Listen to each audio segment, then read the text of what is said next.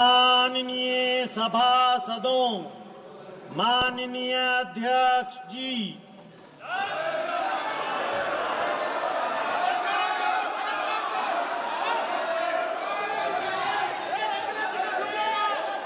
माननीय सदस्यगण, item number 1 Shrimati Nirmala Sitharaman वित्त मंत्री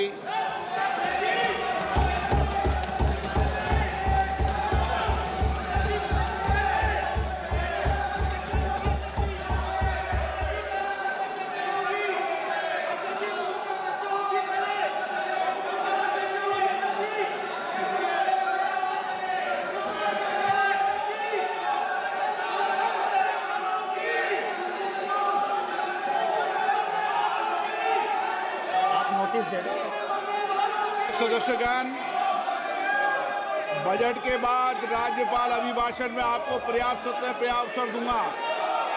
मेरा आपसे निवेदन है, नहीं माननीय अखिलेश जी, आपने संसद की मर्यादा को आप बना के रखें। कभी बजट भाषण के अंदर इस तरीके का नहीं हुआ, ये उचित नहीं है, ये उचित नहीं है। अखिलेश जी प्लीज, मैं आपको मौका दूंगा राज्यपाल अभिभाषण पे, प्लीज। नो, ये तरीका ठीक नहीं है। No,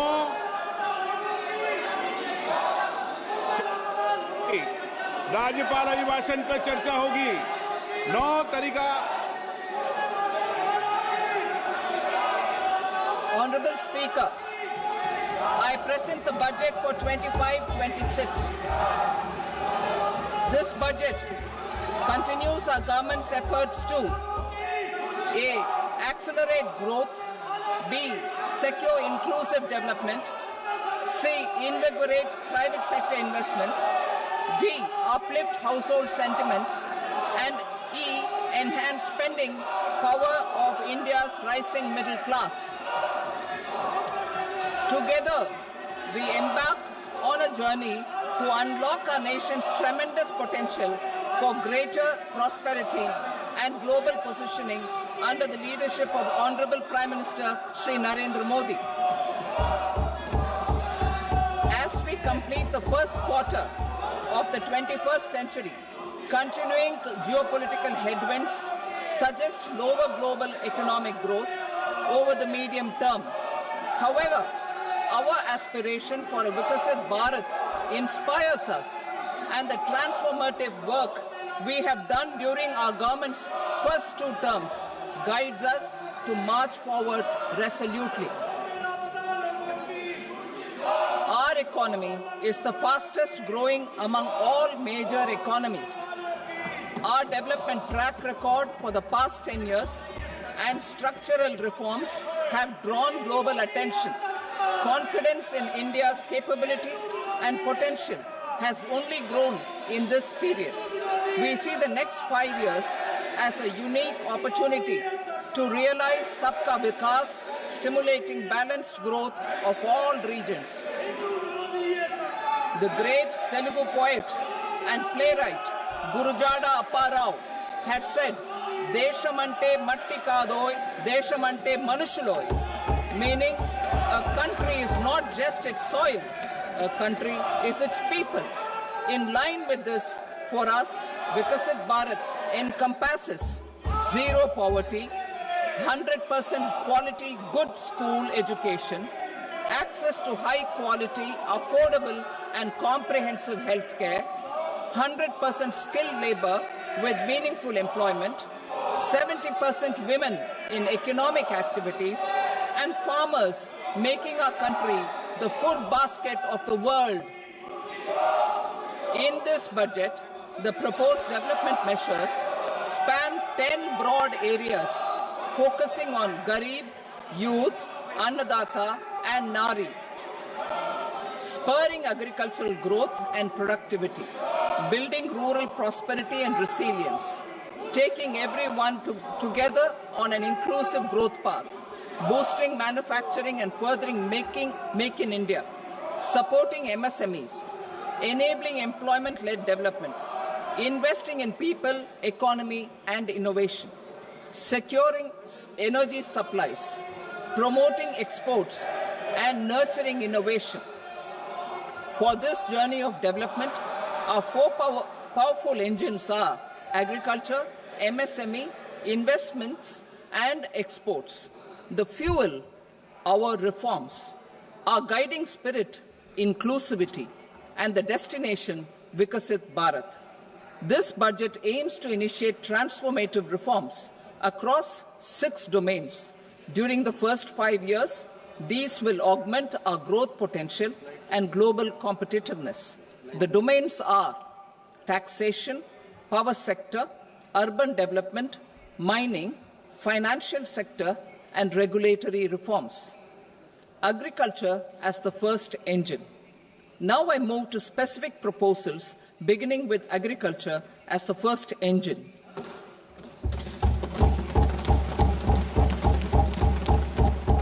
Prime Minister Dhan Dhanya Krishi Yojana, Developing Agri-Districts Program. Motivated by the success of the Aspirational District Program, our government will undertake a Prime Minister Dhan Dhanya Krishi Yojana in partnership with states. Through the convergence of existing schemes and specialized measures, the program will cover 100 districts with low productivity, moderate crop intensity, and below average credit parameters. It aims to 1. Enhance agricultural productivity, 2. Adopt crop diversification and sustainable agricultural practices, 3. Augment post-harvest storage at the panchayat and block level, 4. Improve irrigation facilities, and 5. Facilitate availability of long-term and short-term credit. This program is likely to help 1.7 crore farmers. Building rural prosperity and resilience. A comprehensive multi-sectoral rural prosperity and resilience program will be launched in partnership with the states. This will address underemployment in agriculture through skilling, investment, technology, and invigorating the rural economy.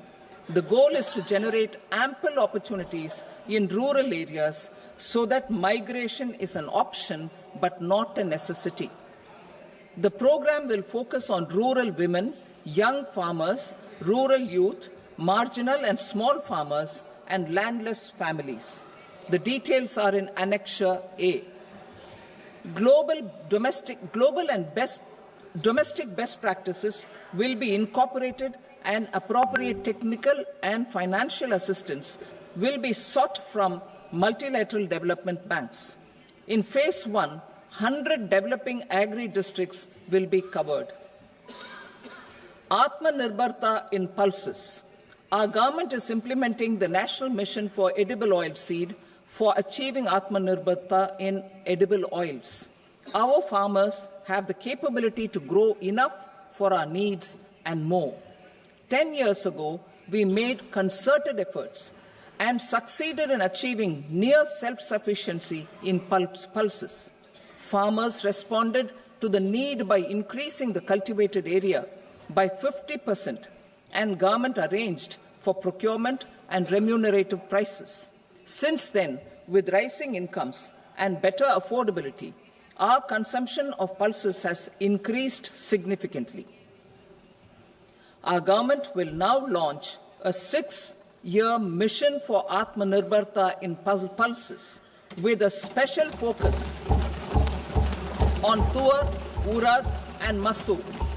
Details are in Annexure B. Central agencies such as NAFED and NCCF will be ready to procure these 3 pulses as much as offered during the next 4 years from farmers who register with these agencies and enter into agreements. Comprehensive program for vegetables and fruits. It is encouraging that our people are increasingly becoming aware of their nutritional needs. It is a sign of a society becoming healthier.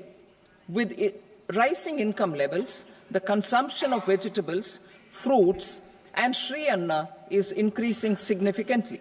A comprehensive program to promote production, efficient supplies, processing, and remunerative prices for farmers will be launched in partnership with the states.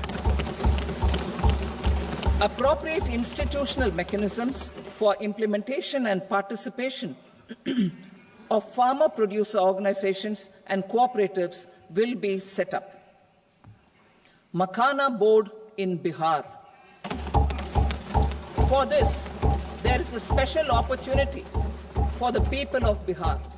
A Makhana Board will be established in the state to improve production, processing, value addition, and marketing of makhana. The people engaged in these activities will be organized into FPOs. The board will provide hand-holding and training support to makhana farmers and will also work to ensure they receive the benefits of all relevant government schemes. A national mission on high-yielding seeds will be launched, aimed at 1.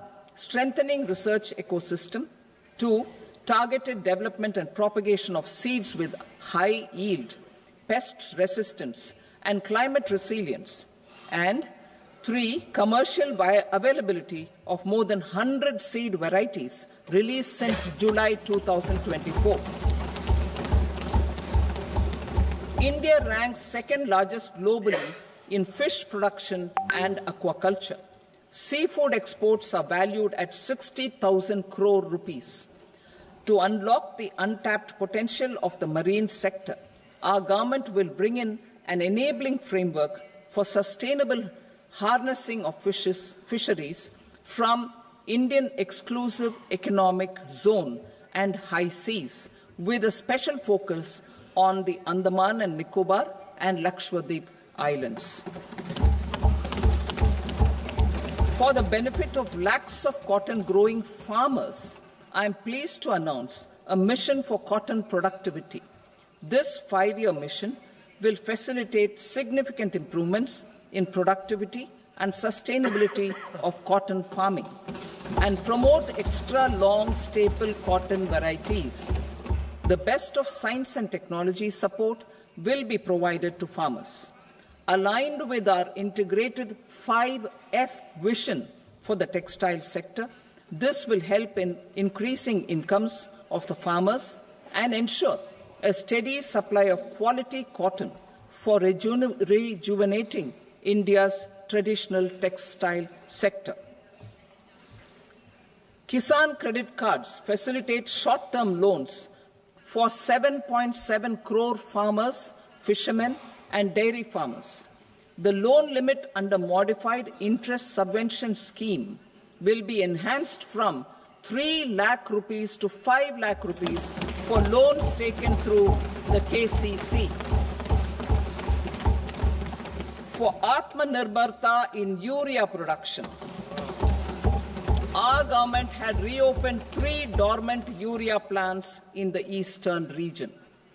To further augment urea supply, a plant with annual capacity of 12.7 lakh metric tons will be set up at Namrup in Assam.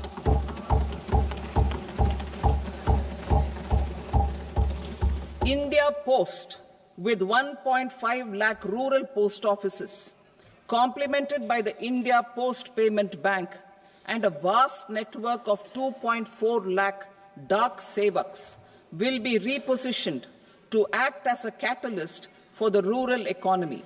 Details are at Annexure C. India Post will also be transformed as a large public logistics organization. This will meet the rising needs of Vishwakarmas, new entrepreneurs, women, self-help groups, MSMEs, and the large business organizations. Our government will provide support to NCDC for its lending operations for the cooperative sector. MSMEs as the second engine. Now I move to MSMEs as the second engine, which encompasses manufacturing and services with a focus on MSMEs numbering 5.7 crores. Currently, over 1 crore registered MSMEs, employing 7.5 crore people and generating 36% of our manufacturing, have come together to position India as a global manufacturing hub. With their quality products, these MSMEs are responsible for 45% of our exports. To help them achieve higher efficiencies of scale, technological upgradation, and better access to capital, the investment and turnover limits for classification of all MSMEs will be enhanced to 2.5 and 2 times respectively. This will give them the confidence to grow and generate employment for our youth. The details are given in Annexure D. To improve access to credit, the credit guarantee cover will be enhanced. First, for micro and small enterprises from 5 crore to 10 crore rupees, leading to additional credit of 1.5 lakh crores in the next 5 years. Second, for startups from 10 crore rupees to 20 crore rupees, with the guarantee fee being moderated to 1% for loans in 27 focus sectors which are important for Atmanirbhar Bharat. And for well-run exporter MSMEs, for term loans up to 20 crore rupees. Also for the micro enterprises, we will introduce customized credit cards with a 5 lakh rupee limit for micro enterprises registered on Udyam portal. In the first year, 10 lakh such cards will be issued.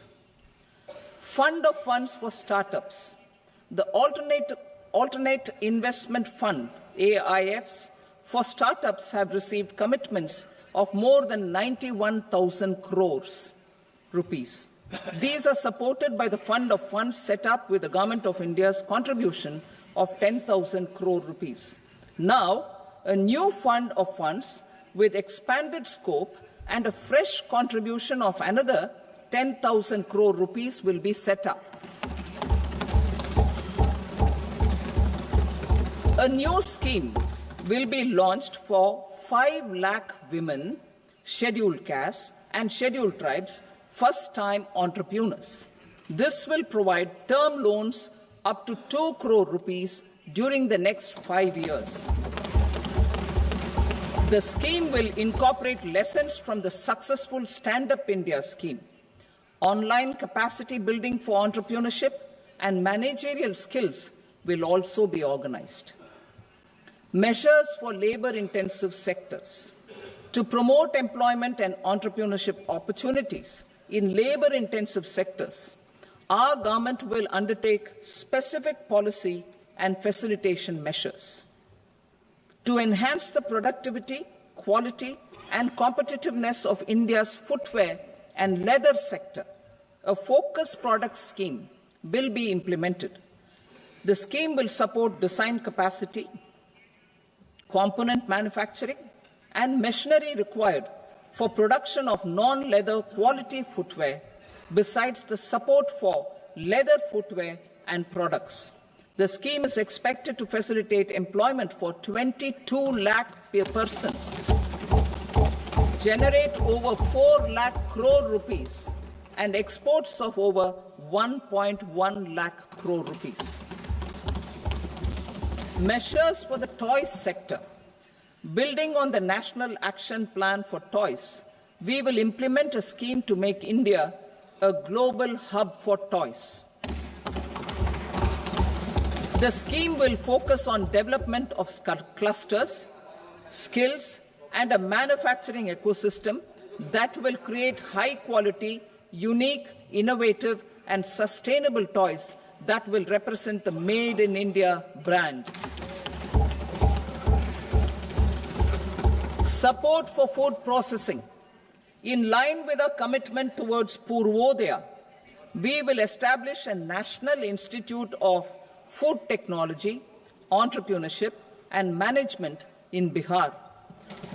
The Institute will provide a strong fillip to food processing activities in the entire eastern region.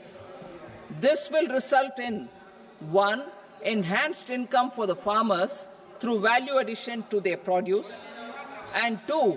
Skilling entrepreneurship and employment opportunities for the youth.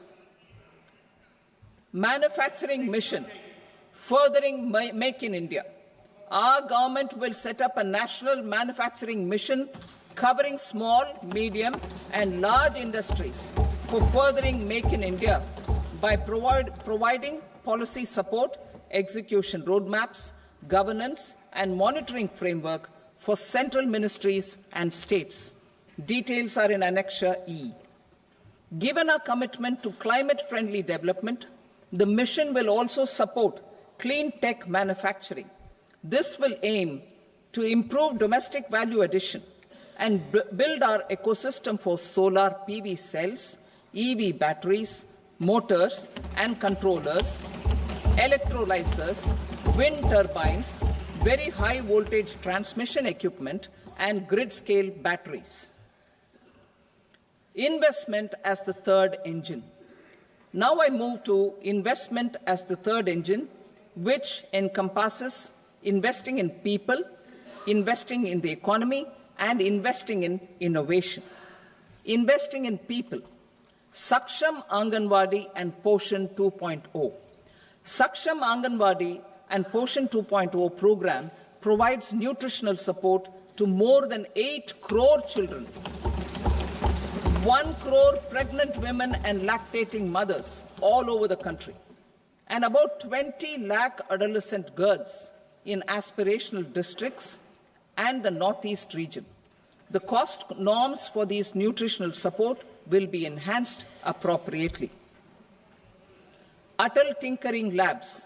50,000 Atal Tinkering Labs will be set up in government schools in the next 5 years to cultivate the spirit of curiosity and innovation and foster a scientific temper among young minds. Broadband connectivity to government secondary schools and PHCs. Broadband connectivity will be provided to all government secondary schools and primary health centers in rural areas under the BharatNet project. Bharatiya Bhasha Pustak Scheme. We propose to implement a Bharatiya Bhasha Pustak scheme to provide digital form Indian language books for schools and for higher education. This aims to help students understand their subjects better and in their language. National Centers of Excellence for Skilling. Building on the initiative announced in the July 24 budget, 5 national centers of excellence for skilling will be set up with global expertise and partnerships to equip our youth with the skills required for Make for India, Make for the World manufacturing. The partnership will cover curriculum design, training of trainers, and a skills certification framework and periodic reviews.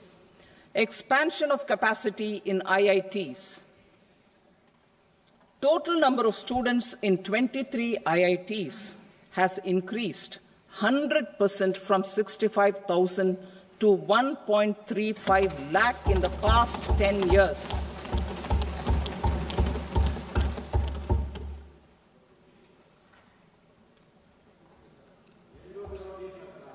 Additional infrastructure will be created in the 5 IITs started after 2014 to facilitate education for 6,500 more students. Hostel and other infrastructure capacity at IIT Patna will also be expanded.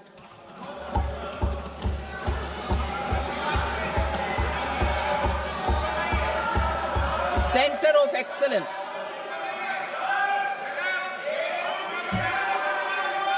Center of Excellence in AI for Education. I had announced 3 centers of excellence in artificial intelligence for agriculture, health, and sustainable cities in 2023. Now a center of excellence in artificial intelligence for education will be set up with a total outlay of 500 crores. Expansion of medical education. Our government has added almost 1.1 lakh undergraduate and postgraduate medical education seats in 10 years, an increase of 130%. In the next year, 10,000 additional seats will be added in medical colleges and hospitals towards the goal of adding 75,000 seats in the next 5 years. Daycare cancer centers in all district hospitals. Our government will facilitate setting up of daycare cancer centers in all district hospitals in the next 3 years. 200 centers will be established in 25-26 itself. Strengthening urban livelihoods. Our government has been giving priority to assisting urban poor and vulnerable groups. A scheme for socio-economic upliftment of urban workers will be implemented to help them improve their incomes, have sustainable livelihoods, and a better quality of life. PM Swanidhi scheme has benefited more than 68 lakh street vendors, giving them respite from high-interest informal sector loans. Building on this success, the scheme will be revamped with enhanced loans from banks, UPI-linked credit cards with 30,000 rupees limit, and capacity building support. Social Security Scheme for welfare of online platform workers. Gig workers of online platforms provide great dynamism to the new age services economy. Recognizing their contribution, our government will arrange for their identity cards and registration on the e-Shram portal. They will be provided healthcare under PM Jan Arogya Yojana. This measure is likely to assist nearly 1 crore gig workers.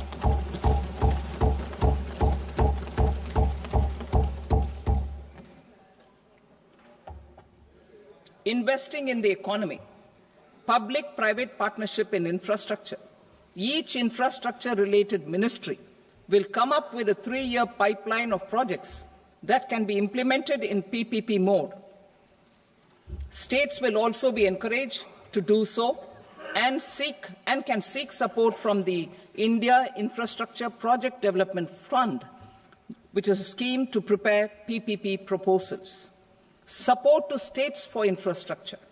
An outlay of 1.5 lakh crore is proposed for the 50-year interest-free loans to states for capital expenditure and incentives for reforms.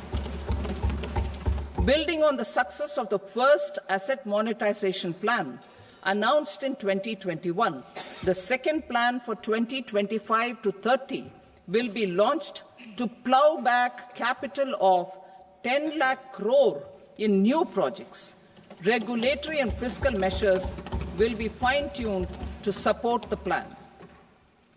Jal Jeevan Mission.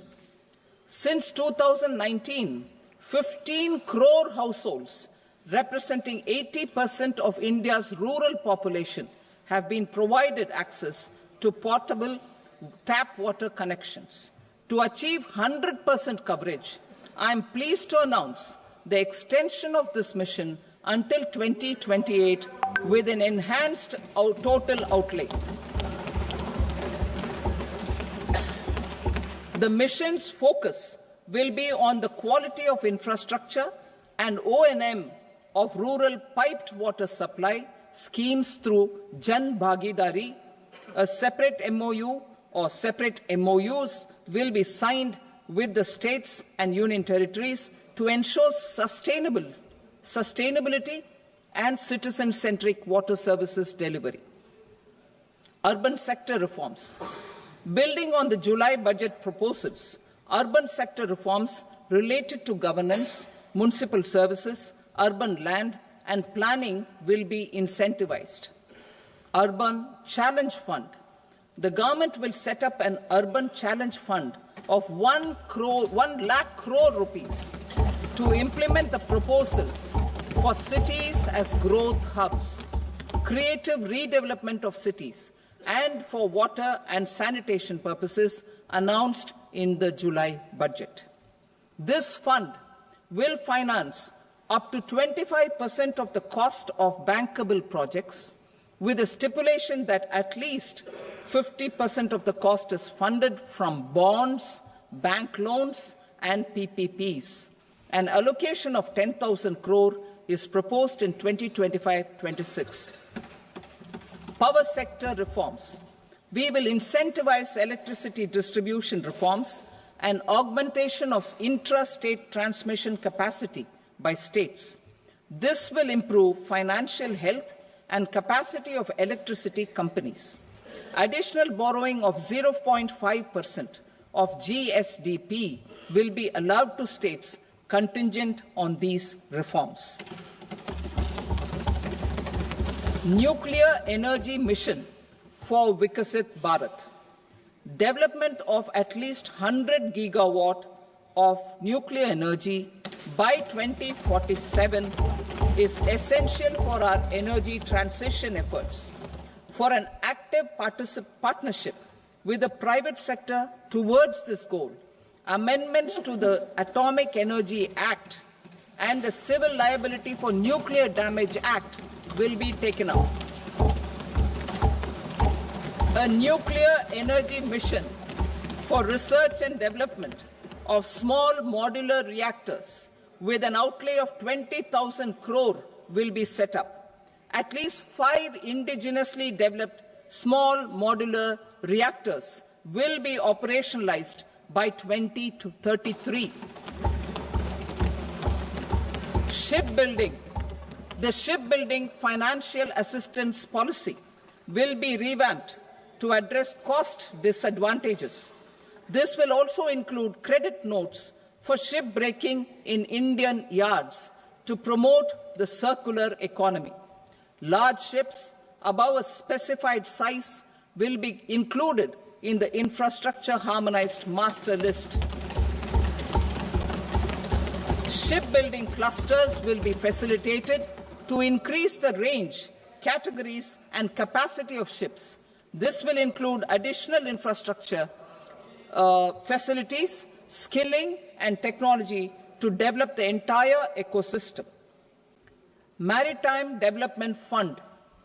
For long-term financing for the maritime industry, a Maritime Development Fund with a corpus of 25,000 crore rupees will be set up. This will be for distributed support and promoting competition. This will have up to 49% contribution by the government, and the balance will be mobilized from ports and from private sector. Udan regional connectivity schemes. Udan has enabled 1.5 crore middle-class people to meet their aspirations for speedier travel. The scheme has connected 88 airports, and operationalized 619 routes. Inspired by that success, a modified Udan scheme will be launched to enhance regional connectivity to 120 new destinations and carry 4 crore passengers in the next 10 years. 4 crore additional passengers in the next 10 years. The scheme will also support helipads and smaller airports in hilly, aspirational, and northeast regional districts. Greenfield airports will be facilitated in Bihar to meet the future needs of the state. These will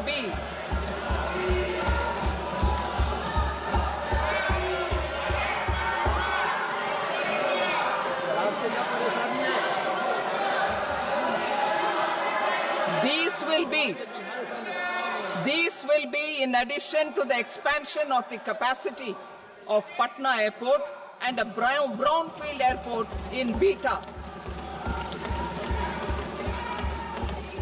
Western Kosi Canal project in Mithilanchal. Financial support will be provided for the Western Kosi Canal ERM project, benefiting a large number of farmers cultivating over 50,000 hectares of land in the Mithilanchal region of Bihar. Mining sector reforms. Mining sector reforms, including those for minor minerals, will be encouraged through sharing of best practices and institutions of a state mining index. A policy for recovery of critical minerals from tailings will be brought out. Under the special window for affordable and mid-income housing, SWAMI, 50,000 dwelling units in stressed housing projects have been completed and keys handed over to home buyers. Another 40,000 units will be completed in 2025, further helping middle-class families who were paying EMIs on loans taken for apartments while also paying rent for their current dwellings. Building on this success, SWAMI Fund 2 will be established as a blended finance facility with contribution from the government, banks and private investors. This fund of 15,000 crore rupees will aim for expeditious completion of another 1 lakh units. PM Gati Shakti data for private sector. For furthering PPPs and assisting the private sector in project planning, access to relevant data and maps from the PM Gati Shakti portal will be provided. Tourism for employment-led growth. Top 50 tourist destination sites in the country will be developed in partnership with states through a challenge mode. Land for building key infrastructure will have to be provided by the states. Hotels in these destinations will be included in the infrastructure harmonized list. The following measures will be taken for facilitating employment-led growth: organizing intensive skill development programs for our youth, including in institutes of hospitality management, providing mudra loans for homestays, improving ease of travel and connectivity to tourist destinations, providing performance-linked incentives to states for effective destination management, including tourist amenities, cleanliness, and marketing efforts, and introducing streamlined e-visa facilities along with visa fee waivers for certain tourist groups. Continuing with the emphasis on places of spiritual and religious significance, in the July budget, there will be a special focus on destinations related to the life and times of Lord Buddha. Medical tourism and heal in India.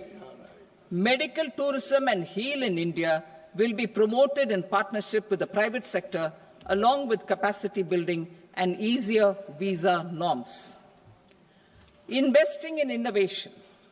To implement private sector-driven research, development and innovation initiatives announced in the July budget, I am now allocating 20,000 crore rupees for this purpose. A deep tech fund of funds will also be explored to catalyze the next generation startups as a part of this initiative. In the next 5 years, under the PM Research Fellowship Scheme, we will provide 10,000 fellowships for technological research in IITs and IISc with enhanced financial support. The second gene bank with 10 lakh germplasm lines will be set up for future food and nutritional security. This will provide conservation support to both public and private sectors for genetic resources. We will start a national geospatial mission to develop foundational geospatial infrastructure and data. Using PM Gati Shakti, this mission will facilitate modernization of land records, urban planning, and design of infrastructure projects. A Gyan Bharatam mission for survey, documentation, and conservation of our manuscript heritage with academic institutions, museums, libraries, and private collectors will be undertaken to cover more than 1 crore manuscripts. We will set up a national digital repository of Indian knowledge systems for knowledge sharing. Now I move to exports as the fourth engine. We will set up an export promotion mission with sectoral and ministerial targets driven jointly by the Ministries of Commerce, MSME, and Finance. It will facilitate easy access to export credit, cross-border factoring support, support to MSMEs to tackle non-tariff measures in overseas markets. A digital public infrastructure, Bharat Trade Net, for international trade will be set up as a unified platform for trade documentation and financing solutions. This will complement the Unified Logistics Interface platform. The BTN will be aligned with international practices. Support will be provided to develop domestic manufacturing capacities for our economy's integration with global supply chains. Sectors will be identified based on objective criteria. Facilitation groups with participation of senior officers and industry representatives will be formed for select products and supply chains. Through this, there are huge opportunities related to Industry 4.0, which needs high skills and talent. Our youth have both. Our government will support the domestic electronic equipment industry to leverage this opportunity for the benefit of our youth. A national framework will be formulated as guidance to states for promoting global capability centers in emerging Tier 2 cities. This will suggest measures for enhancing availability of talent and infrastructure, building bylaw reforms, and mechanisms for collaboration with industry. Our government will facilitate upgradation of infrastructure and warehousing for air cargo, including high-value perishable horticultural produce. Cargo screening and customs protocol will be streamlined and made user-friendly. Reforms as the fuel. Over the past 10 years, our government has implemented several reforms for convenience of taxpayers, such as faceless assessment, 2, taxpayer charter, 3, faster returns, 4, almost 99% returns being on self-assessment, and 5, Vivad Se Vishwas scheme.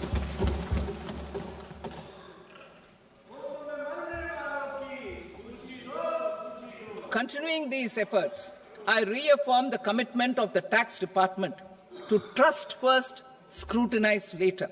I also propose to introduce the new income tax bill next week.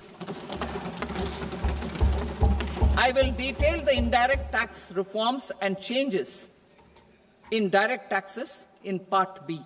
Financial sector reforms. The FDI limit for the insurance sector will be raised from 74 to 100%. This enhanced limit will be available for those companies which invest the entire premium in India. The current guardrails and conditionalities associated with foreign investment will be reviewed and simplified.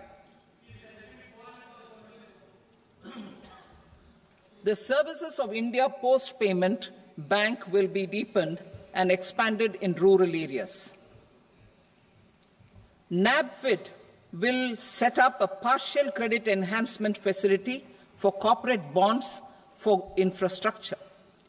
Public sector banks will develop Grameen Credit Score Framework to serve the credit needs of SHG members and people in rural areas.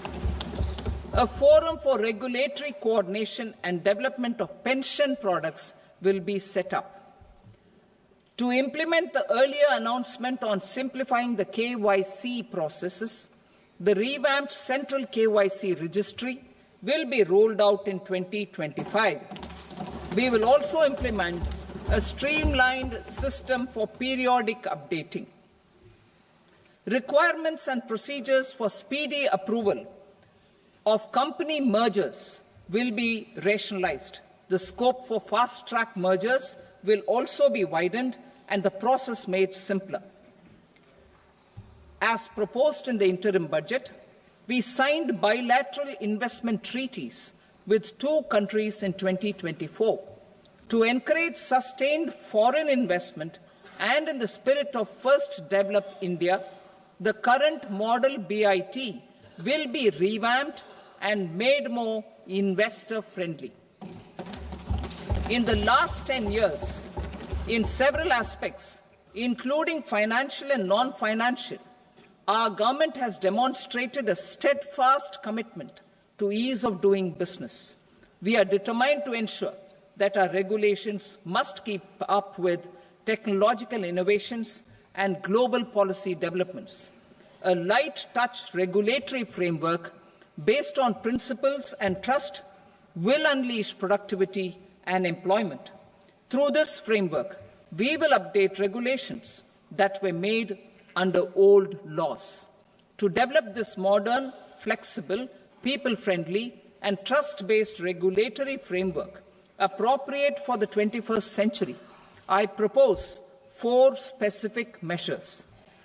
A high-level committee for regulatory reforms will be set up for a review of all non-financial sector regulations, certifications, licenses, and permissions. The committee will be expected to make recommendations within a year. The objective is to strengthen trust-based economic governance and take transformational measures to enhance ease of doing business, especially in matters of inspection and compliances. States will be encouraged to join in this endeavour. An investment friendliness index of states will be launched in 2025 to further the spirit of competitive, cooperative federalism. Under the Financial Stability and Development Council, a mechanism will be set up to evaluate impact of the current financial regulations and subsidiary instructions. It will also formulate a framework to enhance their responsiveness and development of the financial sector. In the Jan Vishwas Act 2023, more than 180 legal provisions were decriminalized.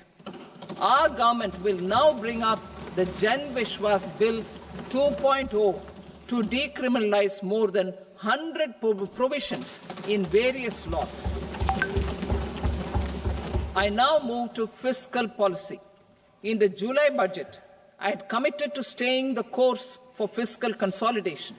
Our endeavour will be to keep the fiscal deficit each year such that central government debt remains on a declining path as a percentage of the GDP.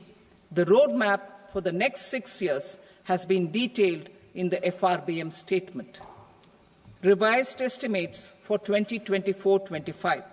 The revised estimate of the total receipts other than borrowings is 31.47 lakh crore rupees, of which the net tax receipts are 25.57 lakh crore rupees.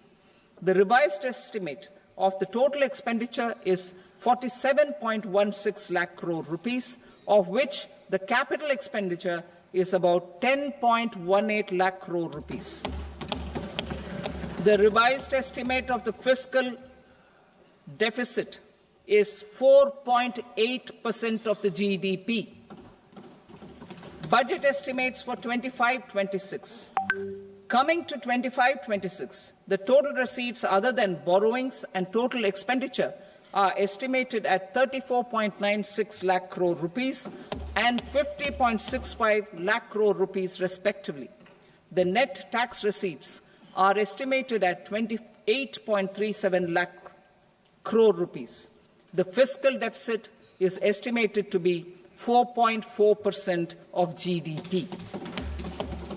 To finance the fiscal deficit, the net market borrowings from dated securities are estimated at 11.54 lakh crore. The balance financing is expected to come from small savings and other sources.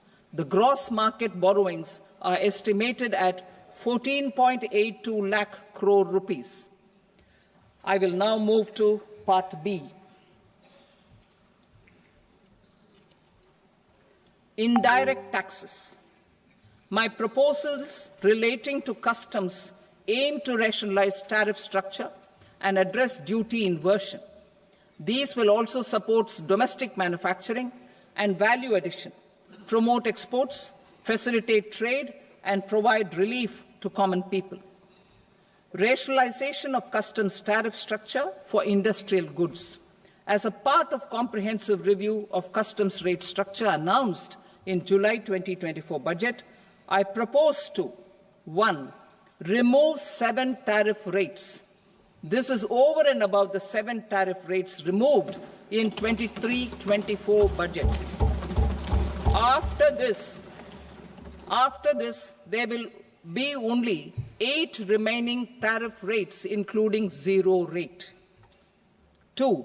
Apply appropriate cess to broadly maintain effective duty incidence, except on a few items where such incidence will reduce marginally. 3. Levy not more than 1 cess or surcharge. Therefore, I propose to exempt social welfare surcharge on 82 tariff lines that are subject to a cess. I shall now take up sector-specific proposals. To provide relief to patients, particularly those suffering from cancer, rare diseases, and other severe chronic diseases, I propose to add 36 life-saving drugs and medicines to the list of medicines fully exempted from basic custom duty.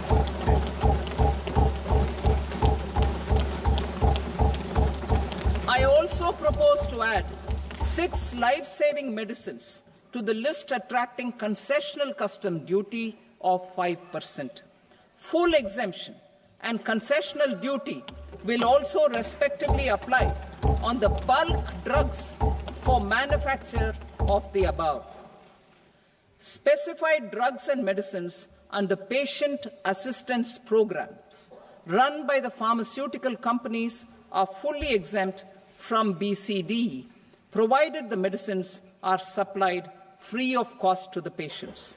I propose to add 37 more medicines along with 13 new patient assistance programs. Support to domestic manufacturing and value addition. Critical minerals. In the July 2024 budget, I had fully exempted BCD on 25 critical minerals that are not domestically available.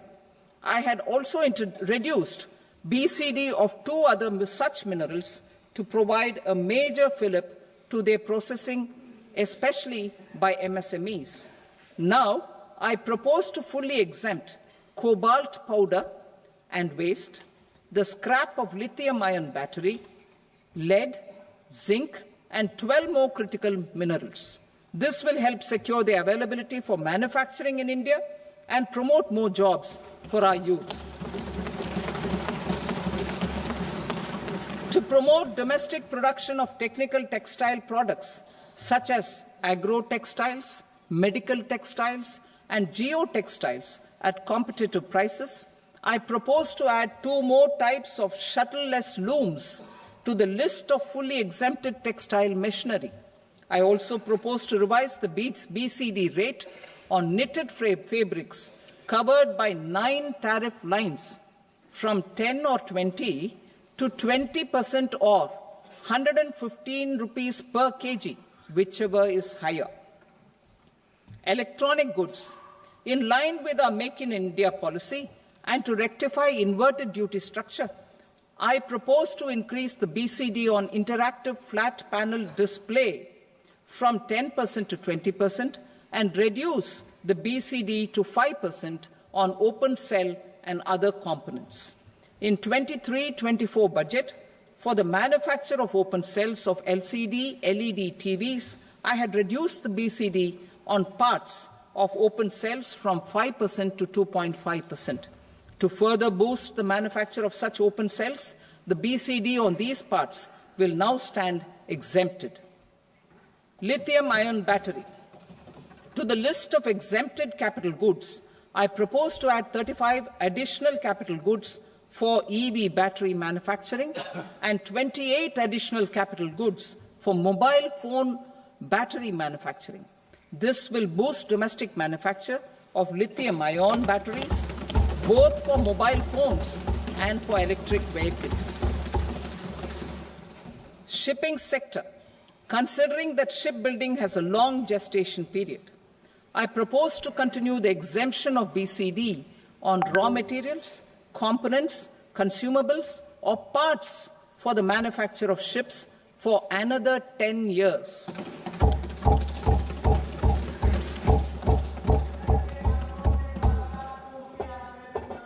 I also propose the same dispensation for shipbreaking to make it more competitive. Telecommunication. To prevent classification disputes, I propose to reduce the BCD from 20% to 10% on carrier-grade Ethernet switches to make it at par with non-carrier-grade Ethernet switches. Export promotion.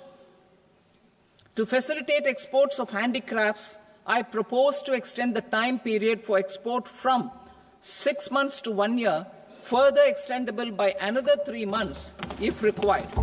I also propose to add 9 items to the list of duty-free inputs. Leather sector. I propose to fully exempt BCD on wet blue leather to facilitate imports for domestic value addition and employment. I also propose to exempt crust leather from 20% export duty to facilitate exports by small tanners. Marine products. To enhance India's competitiveness in the global seafood market, I propose to reduce BCD from 30% to 5% on frozen fish paste, surimi, for manufacture and export of its analog products. I also propose to reduce BCD from 15% to 5% on fish hydrolysates for manufacture of fish and shrimp feed. In July 2024 budget, to promote development of domestic MROs for aircraft and ships, I had extended the time limit for export of foreign origin goods that were imported for repairs from 6 months to 1 year and further extendable by 1 year. I now propose to extend the same dispensation for railway goods. Time limit for provisional assessment. Presently, the Customs Act 1962 does not provide any time limit to finalize provisional assessments, leading to uncertainty and cost to trade. As a measure of promoting ease of doing business, I propose to fix a time limit of 2 years, extendable by a year, for finalizing the provisional assessment. I propose to introduce a new provision that will enable importers or exporters, after clearance of goods, to voluntarily declare material facts and pay duty with interest but without penalty. This will incentivize voluntary compliance. However, this will not apply in cases where department has already initiated audit or investigation proceedings. For industry to better plan their imports, I propose to extend the time limit for the end use of imported inputs in the relevant rules from 6 months to 1 year. This will provide operational flexibility in view of cost and uncertainty of supply. Further, such importers will now have to file only quarterly statements instead of a monthly statement.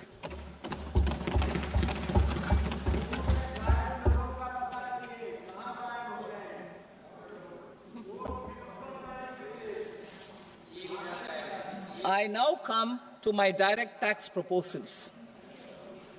In Part A, I have briefly underlined taxation reforms as one of key reforms to realize our vision of Vikasit Bharat. In respect of criminal law, our government had earlier ushered in Bharatiya Nyaya Sanhita, replacing Bharatiya Danda Sanhita. I am happy to inform this august House and the country that for new income tax bill will carry forward the same spirit of Nyaya in its drafting as well. The new bill will be clear and direct in text, with close to half of the present law in terms of both chapters and words. It will be simple to understand for taxpayers and tax administrators, leading to tax certainty and reduced litigation. Reforms, however, are not a destination. They are means to achieve good governance for our people and economy. Providing good governance primarily involves being responsive. The Tirukural captures this in verse 542, which reads, "Vaanokki vaazhum ulagallam, mannavan kol nokki vaazhum kudi," meaning, just as the living beings live expecting rains, citizens live expecting good governance. Our government is committed to keeping an ear to the ground and a finger on the pulse and responding while balancing our national building efforts.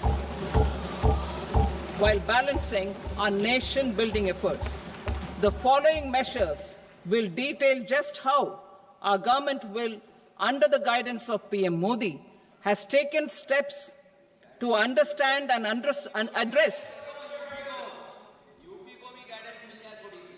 I repeat that sentence, sir.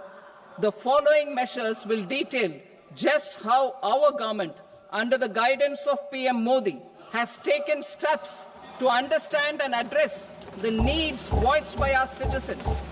My tax proposals are guided by this spirit. The objectives of my proposals are as follows. Personal income tax reforms with special focus on middle class. Rationalization of TDS and TCS for easing difficulties. Encouraging voluntary compliance. Reducing compliance burden. Ease of doing business. Employment and investment. I will come to my proposal on personal income tax towards the end. TDS and TCS, rationalization for easing difficulties. I propose to rationalize tax deduction at source, TDS, by reducing the number of rates and thresholds above which TDS is deducted. Further, threshold amounts for tax deduction will be increased for better clarity and uniformity. The limit for tax deduction on interest for senior citizens is being doubled from the present 50,000 rupees to 1 lakh rupees. Similarly, the annual limit of 2.40 lakh rupees for TDS on rent is being increased to 6 lakh rupees. This will reduce the number of transactions liable to TDS, thus benefiting small taxpayers receiving small payments. The threshold to collect tax at source, the TCS, on remittances under RBI's liberalized remittance scheme, the LRS, is proposed to be increased from 7 lakh to 10 lakhs. I also propose to remove TCS on remittances for education purposes, where such remittances is out of a loan taken from a specified financial institution. Both TDS and TCS are being applied on any transaction related to sale of goods. To prevent such compliance difficulties, I propose to omit the TCS I also propose that the provisions of the higher TDS deduction will now apply only in non-PAN cases. In July 2024, the delay for payment of TDS up to the due date of filing statement was decriminalized. I propose to provide the same relaxation to TCS provisions as well. The government under the leadership of Prime Minister Modi believes in Sabka Saath, Sabka Vikas, Sabka Vishwas and Sabka Prayas. In line with this, we brought in updated return facility in 2022 for voluntary compliance by taxpayers who had omitted to report their correct income. Our trust in taxpayers was proved right. Nearly 90 lakh taxpayers voluntarily updated their incomes by paying additional tax. Taking this trust further, I now propose to extend the time limit to file updated returns for any assessment year from the current limit of 2 years to 4 years.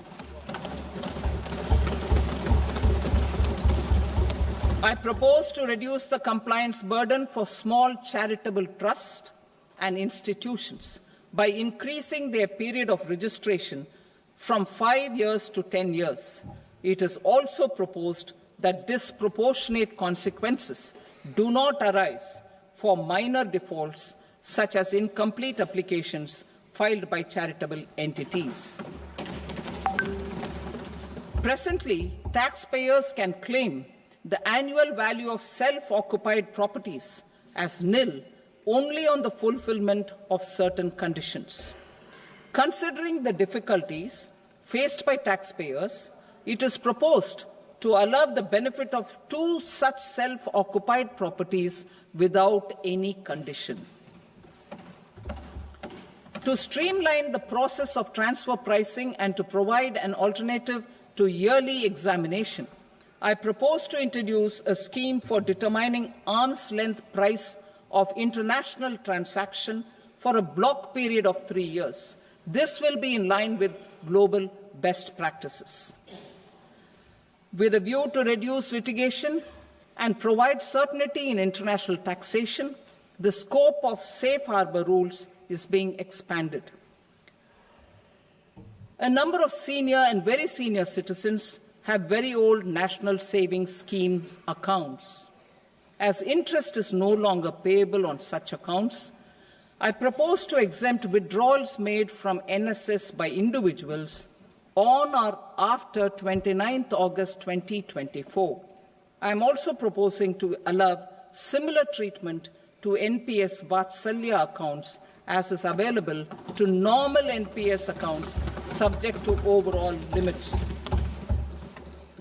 In my speech in July 2024, I had promised that all processes, including giving effect to appellate orders, shall be digitalized and made paperless over the next 2 years. So I'm happy to announce that digitalization is being made operational now. In July 2024, we brought in the Vivad Se Vishwas scheme to resolve income tax disputes pending in appeal. The scheme has received a great response, with nearly 33,000 taxpayers having availed of the scheme to settle their disputes.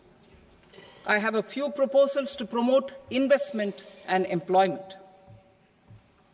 It is proposed to provide a presumptive taxation regime for non-residents who provide services to a resident company that is establishing or operating an electronics manufacturing facility.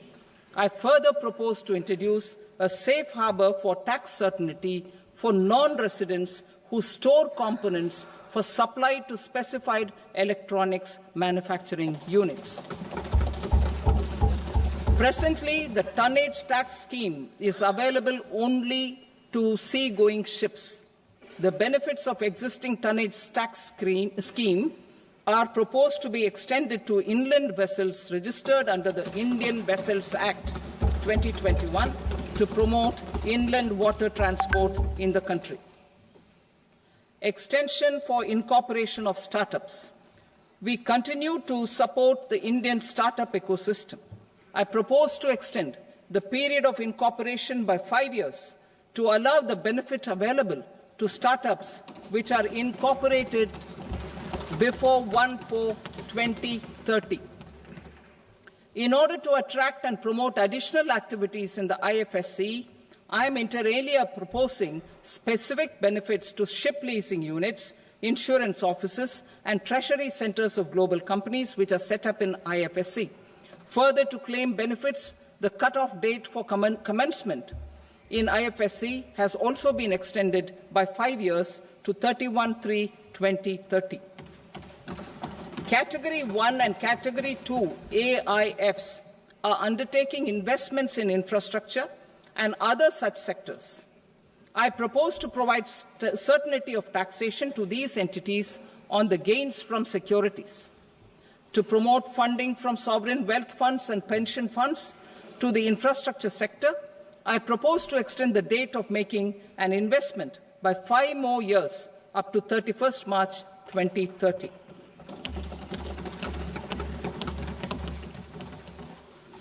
Personal income tax reforms with special focus on middle class. Democracy, demography, and demand are the key support pillars in our journey towards Vikasit Bharat. The middle class provides strength for India's growth. This government, under the leadership of Prime Minister Modi, has always believed in the admirable energy and ability of the middle class in nation building. In recognition of their contribution,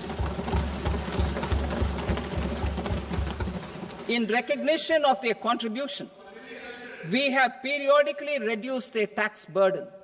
Right after 2014, the nil tax slab was raised to 2.5 lakhs of rupees, which was further raised to 5 lakh rupees in 2019 and to 7 lakh rupees in 2023. This is reflective of our government's trust on the middle-class taxpayers. I am now happy to announce that there will be no income tax payable up to income of 12 lakh rupees.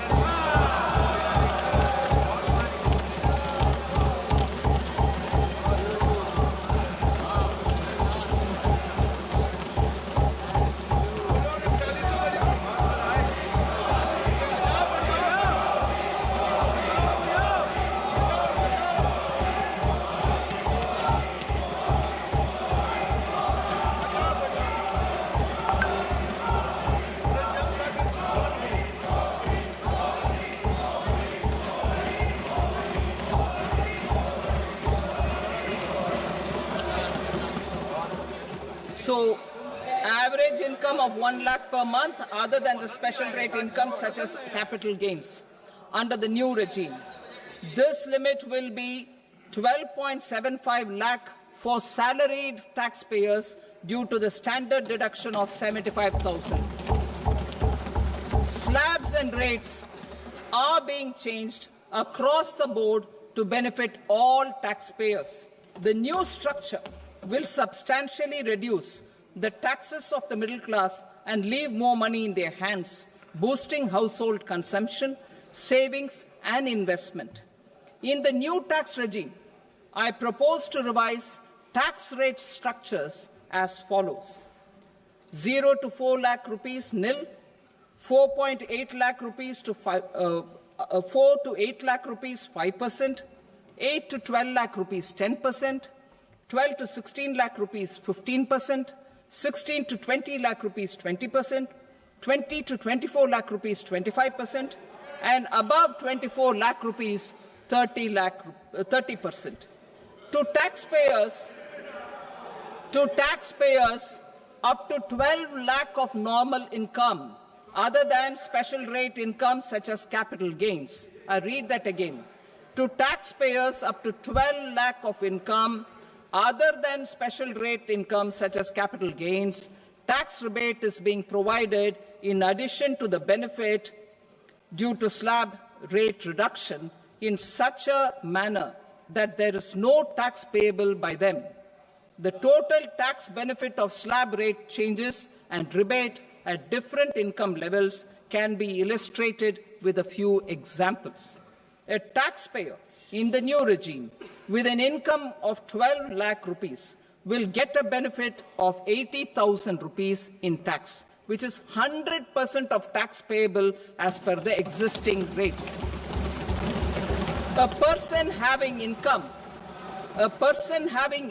of 18 lakh rupees will get a benefit of 70,000 rupees in tax, that is 30% of tax payable as per existing rates. A person with an income of 25 lakh gets a benefit of 1,10,000 rupees, that is 25% of his tax payable as per existing rates. Details of my tax proposals are given in the annexure. As a result of these proposals, Honourable Speaker, sir, revenue of about 1 lakh crore in direct taxes and 2,600 crores in indirect taxes will be foregone. Mr. Speaker, sir, with this, I commend the budget to this august House.